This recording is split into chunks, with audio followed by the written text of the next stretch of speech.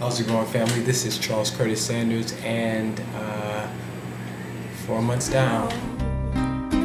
Said it's freedom time now. It has been a rocky road, as you can tell by my Facebook statuses, that it's been an up and down journey. It's really been hard, and I'm glad to expose that and share that. My Facebook status was just so you can see my heart. A lot of times myself, like to post happy, praise Jesus, Jesus saved me, but I don't never put the part that he saved me from. So I really wanted to shed light on that. It really wasn't to cry or complain. It was just me venting. In that moment, Facebook's asked what's on your mind, and that's what I put. I thank you for all your comments and your concerns and your opinions. I did not like any of them, and I did not comment on any of them, mainly because it didn't matter. Yeah, I read all of your comments, and I appreciate all your comments, but me commenting and me liking what really wasn't the point of me putting it up there. I just wanted to get it out, and so don't take offense to me not liking your comment or me not commenting back. I appreciate all of you for reaching out to me. That's what I need. Month 4 was about humility. It was also the many faces of humility, asking for help, asking for guidance, not being afraid to contact and talk to people. It also was about reaching out. As a lot of you know, I'm very arm's length and internal. Like I may speak out and talk and all of that stuff, but if you really know me, you know that I'm very internal. I internalize everything. I think about things and I process things a lot, and that's a contradiction about me. You may think that I just say whatever comes to my mind, but usually what I say, I thought about. I thought about it, and then I said it. Sometimes I do just spit out stuff without thinking. But the contradictory is I usually think about what I said, and I've either thought about it a long time ago and then it comes up. The Lord has really started to open me up to just start to love on others. When I realized depression comes from selfishness.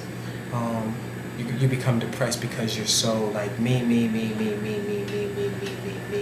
and the act of being a Christian is to love others and to show love to them. And so the things that I've been dealing with and talking about and expressing was internal and selfish. And in this season, the Lord has just been opening me up to just really have intentions with every person that I meet or every person that I connect with. Intentionality is the goal of this month, this next month that's coming up. Intentionality, really having intentions with everybody that comes into my space, and really trying to get to know them, really listening, because I'm a really good listener, but we have a conversation where we're at in that function, and then I don't take their number. I don't ask for people's numbers. I don't do it at all. But in this season, I've been asking for numbers. I've been following up with people, because in LA, nobody follows up. Oh my gosh, so fraudulent. And I feel like that's what the Lord is teaching me. You're here in LA, but I don't want you to be LA. The LA personas or the LA attitude or the have that LA mindset. He's usually showing me things that people in LA struggle with and deal with, and he's helping me not fall down that path, and he's helping me have intentionality, having humility, being able to apologize when I'm in the wrong, or sometimes even when I'm not in the wrong, and being able to love people. And it's hard. I really wanted that Universal Studio job. I cursed the name of Jesus. I cursed it out. I know I'm not Job. I know I did not handle that blow to the chest very well. But he forgave me. And that's all that matters. And I forgive myself. Universal Studio job, I don't know. It was just a series of things. I don't know if Jesus was just like, I don't want you to have this job from the get-go, or Satan was trying to get me. I thought it was Satan the whole time, but it could have been God. Because I auditioned for Universal Studios. They have a 3-part audition process. First, you will audition in an open call. The open call was 400 people, and they dwindled it down to 100 to 75 people, and then you have an interview process. So I auditioned to the open call, and the guy who, the boss, he was the head honcho. I interviewed with him, and me and him connected. He went to Kalamazoo College. We talked. I was like, yes. And then he gave me the call back. The call back, I accidentally got eliminated in the call back. That was one that Jesus was either saying no, or Satan was like, I don't want you to have this. But then they were like, no, we made a mistake. Come back. So I came back, and I got past the next round, the 3rd round, which was an interview. And during the interview, it was really nice. It was great. And LA is kind of weird because they were like, here's our number. Call us back at 4, in between 4:30 and 5, and we'll tell you if you made it. I'm like, okay. So I called, but they gave me the wrong number too. And finally they hooked me up. Finally, at the last minute, at 4:58, they gave me the right number, and I was like, yes. Then the last thing, they were like, okay, you're hired. Here's your email address and your login, your password. And the password didn't work. Number 3. And I was like, no. And so the password delayed my background check from coming in. And I'm already from Michigan, so Michigan takes longer to have a background check come in. And so I was 2 days behind for my background to start, because training started on last Tuesday, 2 Tuesdays ago, and the background check didn't come in until Thursday, so I missed 2 days of training, and then they had to let me go. They said I can start in the fall, but I wanted that job now.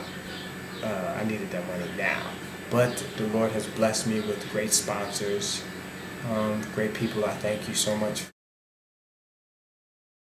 This next month, I speak for this breakthrough. But I also speak for me to continue to love, continue to seek fellowship, continue to make friends.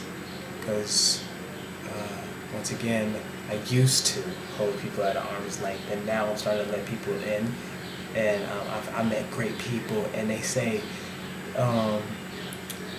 I went to a artist meeting, because I've been hooking up with great people, and someone said this. Her name is Liada.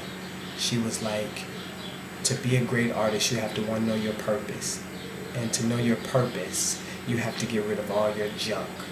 So you have to be able to tell and expose every bit of truth that you have, so no one can try to uncover any secrets that you have. Like, that's what's wrong with Hollywood. Everybody has so many secrets that they hide, and they just keep everything private, so that when it is exposed, that's why marriages are crumbling. That's why addiction is happening. That's why people are idolizing money and fashion and all those things, and it's just to compensate for some secrets that they're hiding. And so she was like, the more you expose your secrets, the more you expose those things that haunt you, share your testimony, the better off you'll be. And that's what I'm going to do this month. Just let it all out. Yeah. So month 5. It's time to open up. It's time to love. It's time to receive love. It's freedom. And let Said go. it's freedom time now. It's freedom. Stay blessed. Said it's freedom time now. Stay blessed. Time to get free. Oh, give yourselves up.